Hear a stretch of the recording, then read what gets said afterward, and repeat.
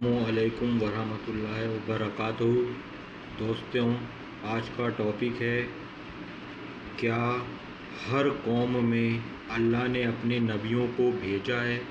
تو ہاں دوستوں، ہر قوم میں اللہ نے اپنے نبیوں کو بھیجا ہے، لیکن قرآن شریف میں صرف 25 نبیوں کا ذکر ہے، صرف 25 نبیوں کا، کیونکہ قرآن شریف سائنس کی بک نہیں ہے، وہ ایک سائن کی بک ہے، ایک نشانی کی بک ہے۔ اگر اللہ تعالیٰ اس میں پورے نبیوں کا ذکر کرتا، 1,24,000 نبیوں کا ذکر کرتا جو کہ قرآن میں بتایا گیا ہے، اگر اتنے کا ذکر کرتا تو یہ کتاب اتنی بڑی ہوتی کہ عرش سے فرش سے عرش کو ٹچ کر دیتی۔ تو اللہ تعالیٰ نے ہماری جو قرآن ہے اس میں صرف شارٹ میسیج رکھا ہے، لیکن اللہ تعالیٰ نے یہ بالکل بتا دیا ہے، اس میں واضح کر دیا ہے کہ ہم نے ہر قوم میں اپنی ہدایت دینے والوں کو بھیجا ہے، پیغام دینے والوں کو بھیجا ہے۔ تو ہم یہ نہ سوچیں کہ ہندوستان میں نبی نہیں آئے، کہ انڈونیشیا میں نبی نہیں آئے، نبی اللہ تعالیٰ نے اپنے ہدایت دینے آئیے اسی موضوع پر اسپیچ سنتے ہیں bye doctor Zakir Naik. Number 4 میں کوئی خاتون ہوں نان مسلم تو سوال کریں۔ Assalamu alaikum to all of you. My name is Maya Sasani. I am staying at Vashi, Navi Mumbai. And my question is, why respected prophets and spiritual scripts were sent to Mid-Asia and nearby Europe, and why not to India?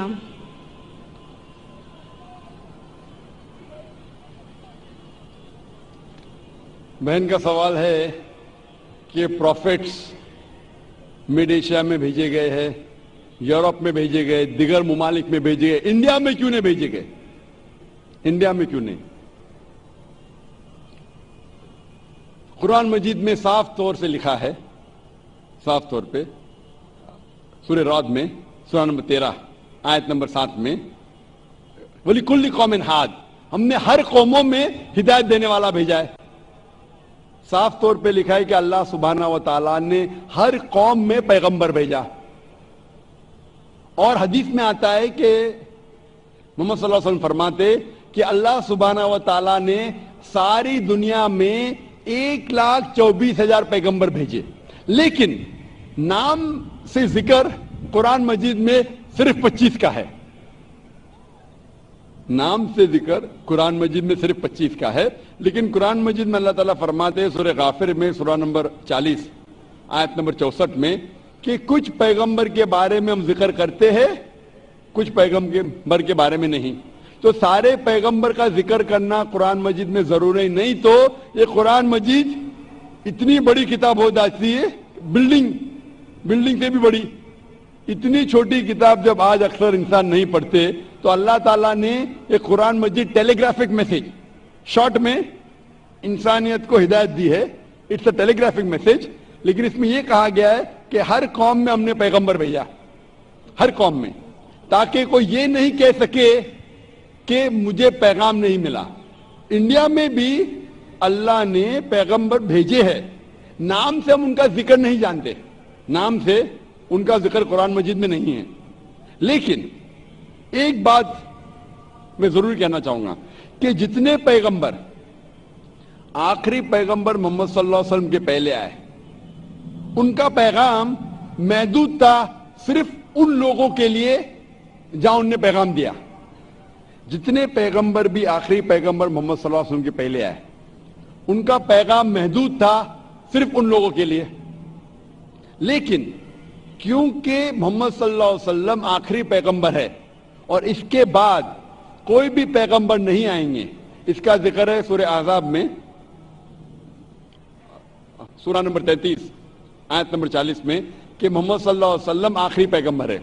اسی لیے محمد صلی اللہ علیہ وسلم صرف عربوں یا صرف مسلمانوں کے لیے نہیں بھیجے گئے تھے، وہ ساری انسانیت کے لیے بھیجے گئے تھے۔ قرآن مجید میں لکھا ہے سورہ انبیاء میں سورہ نمبر 21 آیت نمبر 107 میں وما ارسلناک الا رحمت للعالمین، کہ ہم نے تمہیں بھیجا ساری انسانیت کے لیے، سارے جہاں کے لیے، سارے عالمین کے لیے، کیونکہ محمد صلی اللہ علیہ وسلم آخری پیغمبر تھے، ان کے بعد کوئی پیغمبر نہیں آئے گا، اسی لیے وہ صرف مسلم یا مسلمان یا عربوں کے لیے نہیں، سارے انسانیت کے لیے بھیجے گئے تھے۔ اور قرآن مجید کے پہلے کئی پیغام آئے، کئی وحی آئے، جتنے پیغام اللہ کی طرف سے آئے قرآن مجید کے پہلے وہ صرف محدود تھے چند لوگوں کے لیے، لیکن کیونکہ قرآن مجید اللہ کا آخری کلام ہے، وہ صرف عربوں یا مسلمانوں کے لیے نازل نہیں کیا گیا تھا، وہ سارے انسانیت کے لیے نازل کیا گیا ہے۔ اور اس کا ذکر آتا ہے سورہ ابراہیم میں سورہ نمبر 14 آیت نمبر 52 آیت نمبر 52، اور سورہ بقرہ سورہ نمبر 2 آیت نمبر 185 میں کہ ہم نے یہ قرآن ساری انسانیت کو ہدایت کے لیے نازل کیا ہے۔ تو اسی لیے آج قرآن اور محمد صلی اللہ علیہ وسلم کا پیغام صرف مسلمانوں یا عربوں کے لیے نہیں، پہلے جتنے پیغمبر آئے، جتنے بھی اللہ کے کلام بھیجے گئے، وہ صرف محدود تھے کچھ لوگوں کے لیے۔ آج آپ چاہے ہندوستان میں رہ رہے ہو یا یو کے میں یا سعودی عربیہ میں یا یو ایس اے میں یا کینیڈا میں، ساری انسانیت کو ماننا چاہیے آخری پیغام قرآن مجید اور آخری پیغمبر محمد صلی اللہ علیہ وسلم۔ اسی لیے اس کا ذکر، محمد صلی اللہ علیہ وسلم کا ذکر سارے دیگر مذاہب میں ہیں کہ یہ آخری پیغمبر آنے والے ہیں، بائبل میں ہیں، ہندوؤں کی کتاب میں ہیں، پارسیوں کی کتاب میں ہیں، یہودی کی کتاب میں ہیں۔ اسی لیے آج آپ چاہے دنیا میں کدھر بھی رہ رہے ہو، کوئی بھی خاندان میں پیدا ہوئے ہوں گے، آپ کو ماننا چاہیے قرآن مجید اور ماننا چاہیے آخری پیغمبر محمد صلی اللہ علیہ وسلم۔ آپ ون مور کوشچن۔ جی ہاں بہن، مطلب اسلامزم میں ری بورن ہونا یعنی دوسرا جنم تو ہے نہیں، رائٹ؟ تو پھر ہاں قیامت کے وقت اللہ سب کو پھر سے مطلب یہ کریں گے، تو وہ مجھے کنسیپٹ سمجھ میں نہیں آیا۔ بہن نے پوچھا کہ اسلام میں ری بورن، ری برتھ تو نہیں ہوتا، پھر سے آپ دنیا میں پیدا نہیں ہوتے، لیکن آخرت میں پھر سے اٹھایا جائے، اس کا کانسیپٹ نہیں سمجھے۔ آپ اگر پڑھیں گے یہ جو کانسیپٹ ہے ہندو دھرم میں جو ری برتھ کا، یہ کانسیپٹ کچھ کتابوں میں ہے، لیکن اونچی کتاب اگر آپ پڑھیں گے Veda, the cycle of birth and rebirth is called samskara, Sanskrit میں اسے کہتے ہیں سمسکارا۔ یہ ہندو ودوانوں نے، پنڈتوں نے اس کا ذکر کیا، لیکن اس کا ذکر وید میں کہیں نہیں آتا ہے۔ وید میں کہا گیا ہے پنرجنم۔ پنرجنم سنا آپ نے؟ جی بہن سنا ہے؟ جی ہاں، پنر کی مطلب پھر سے واپس، پنر کا مطلب نیکسٹ، واپس، ٹھیک ہے مان گیا۔ پنر مطلب نیکسٹ، اگلا، واپس۔ جنم مطلب لائف، جنم مطلب زندگی، پھر سے زندگی، واپس زندگی۔ اس سے اسلام کو کوئی حرج نہیں، اسلام بھی اس میں مانتا ہے۔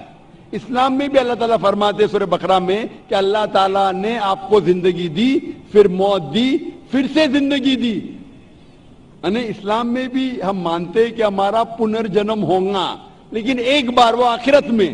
تو پنرجنم میں اسلام میں بھی لکھا ہے، لیکن سمسکارا نہیں۔ جو ہندو ودوان کہتے زندگی پھر موت، پھر زندگی پھر موت، پھر زندگی اور موت، اور اب 7 بار لیں گے جنم انسان جیسا، اس کا ذکر وید میں کہیں بھی نہیں ہے۔ میں چیلنج کرتا ہوں، یہ پنڈتوں کا وچار تھی، سوچ تھی، یہ ثابت کرنے کے لیے کہ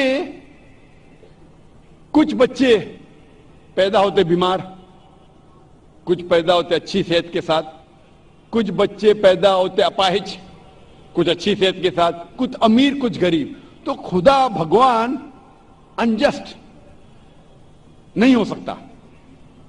بھگوان ہمیشہ जस्ट है।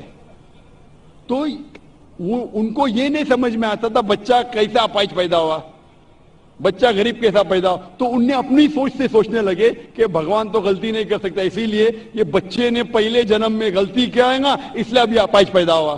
पहले जन्म में कुछ गलती किया ना, इसलिए गरीब पैदा हुआ। पहले जन्म में अच्छा किया तो अमीर पैदा हुआ। ये उनकी सोच है, ये आपके वेद में नहीं लिखा है।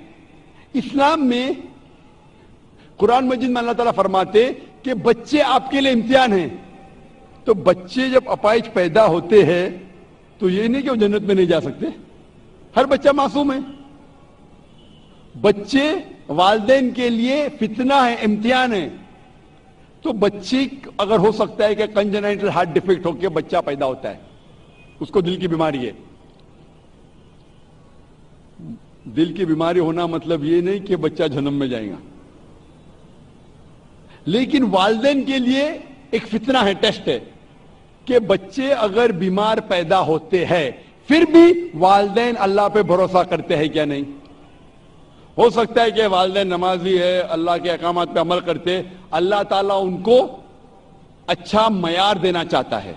मिसाल के तौर पे आप जब पास करते हैं ग्रेजुएशन, तो आप बीए पास कर दिए, बीए बन गए, लेकिन जब आप एमबीबीएस एग्जाम देते हैं आपके नाम के आगे लग जाता है डॉक्टर।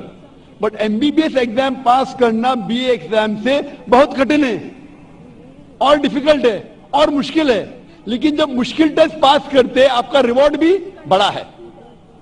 तो अगर बच्चे अपाहिज पैदा होने के बाद फिर भी वालिदैन अल्लाह पे भरोसा करते तो अल्लाह ताला हो सकता है उनको जन्नत फिरदौस देना चाहता है। जन्नत में भी लेवल है। तो ये टेस्ट कर रहा है अल्लाह, किसी को गरीब पैदा करता है, किसी को अमीर पैदा करता है।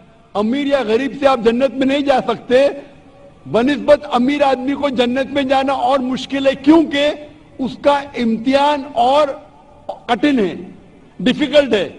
क्योंकि अमीर को चैरिटी देने का होता है, गरीब को चैरिटी नहीं देने का। ज़कात के अंदर गरीब को फुल मार्क्स 100 आउट ऑफ 100। अमीर हो सकता है बोलेगा मैं नहीं दूंगा तो 0 मिला, हो सकता है वो आधा दे रहा है तो आधे मार्क्स मिलेंगे। गरीब को 100 आउट ऑफ 100। हम कहते हैं गरीब है, पुअर बॉय, गरीब के और चांसेस है जन्नत में जाने के लिए। हम कहते हैं गरीब इंसान है, ये हमारी सोच है। अल्लाह ताला इम्तिहान ले रहा है। अल्लाह ताला कहता है कि दौलत एक इम्तिहान है। तो ये हिंदू विद्वान इसे समझ नहीं सके तो संस्कारक है, मौत जिंदगी, मौत जिंदगी, मौत जिंदगी। लेकिन ये वेद में लिखेला पुनर्जन्म। एक बार आप इस दुनिया में आएंगे, इसके बाद आपकी मौत आएंगी, फिर से उठाया जाएगा आखिरत के दिन पे, और उस दिन आपका हिसाब किताब होगा। फिर अल्लाह ताला आपका हिसाब किताब लेंगे कि जो अल्लाह ने इंसानों से फरमाया था कि एक खुदा में मानो, आपने खुदा में माना कि नहीं, बुत परस्ती मत करो, आपने किया कि नहीं, आखिरी पैगंबर मोहम्मद सल्लल्लाहु अलैहि वसल्लम ने मानो, आपने माना कि नहीं, आपने सलाह पढ़ी क्या नहीं, आपने चैरिटी दी क्या नहीं, आपने रोजा रखा कि नहीं। तो ये अल्लाह ताला हिसाब किताब करने के बाद आपको ग्रेस मार्क भी दे सकते। उसके बाद फिर फैसला करेंगे कि आप इस इम्तिहान में सफल हुए क्या नहीं। सफल होंगे तो जाएंगे स्वर्ग में, जन्नत में। अगर सफलता नहीं पाएंगे तो आप नरक में जाएंगे, जहन्नम में जाएंगे।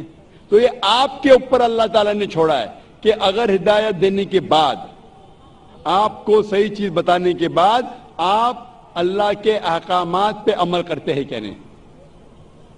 तो मैं आपसे पूछना चाहता दरूद शरीफ अल्लाहुम्मा सल्ली अला मुहम्मदिन व अला आलि मुहम्मद कमा सल्लैता अला इब्राहीम व अला आलि इब्राहीम इन्नका हमीदुम मजीद।